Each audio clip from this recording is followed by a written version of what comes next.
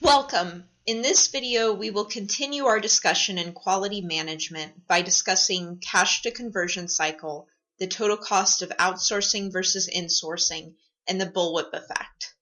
Supply chain management refers to the broad set of activities carried out by organizations to analyze sourcing opportunities, develop sourcing strategies, select suppliers, and carry out all activities required to procure goods and services. This includes coordinating movement of goods and delivery services, sharing information between members of the supply chain to promote efficiency and transfer, and building a chain of suppliers to maximize value. Often, supply chain management is confused with logistics. Logistics, however, is only one part of the supply chain management area. This is focused on the movement of materials between supply chain entities. This includes getting the accurate amount of materials to the right place at the right time, whereas supply chain management encompasses a variety of different activities, including planning of where to obtain the materials, procurement or buying processes involved, making or manufacturing of materials, movement or logistics, and selling to the end consumer. An important part of supply chain management is developing successful supplier relationships. This includes seeking out partners you feel are worthy of long-term relationships, those that share a common vision in both long-term and short-term plans, and those that lead to the shortest time to market. However, this usually comes with long-term relationships between buyers and suppliers. In order to initiate and develop long-term relationships, organizations need to focus their efforts on both vendor evaluation and ultimately development. Vendor evaluation refers to the process of finding potential long-term vendors, as well as the process of determining their likelihood of becoming good suppliers.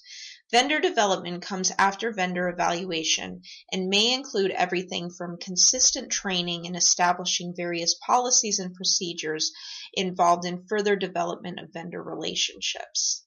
There are various criteria for choosing suppliers. The mistake that many organizations make is maintaining a sole focus on cost during vendor selection. That is, minimizing the cost of materials and transportation as much as possible. Although cost is an important criteria and one in which we'll discuss further, it should not be the sole criteria for organizations when choosing a vendor, especially organizations with a competitive priority other than cost, as sometimes cost can come at the price of service quality through on-time delivery or product quality through conformance to specifications. Other characteristics of quote-unquote good suppliers include the ability to provide adequate response to unforeseen changes, otherwise known as agility, a focus on continuous improvement, as well as willingness to share information, including secure information. One way to understand the efficiency of your supply chain is to understand whether your projects with different supply chain partners are self-funding or not. To do this, you need to compute the cash to conversion cycle. This is calculated by taking the inventory days supply plus accounts receivable days supply minus accounts payable days supply. This will tell you if a particular project is self-funding, where you receive customer payments before paying your suppliers, versus non-self-funding, where you have to pay your suppliers before you receive money from your customers. As mentioned previously, information sharing is vital in creating efficiency in supply chain management. Most individuals believe that information sharing only occurs upstream in the supply chain by sharing demand information. However, this isn't and shouldn't be the case. Information should continuously flow both upstream and downstream. This includes sharing demand, inventory, stock, and service information on a continuing basis.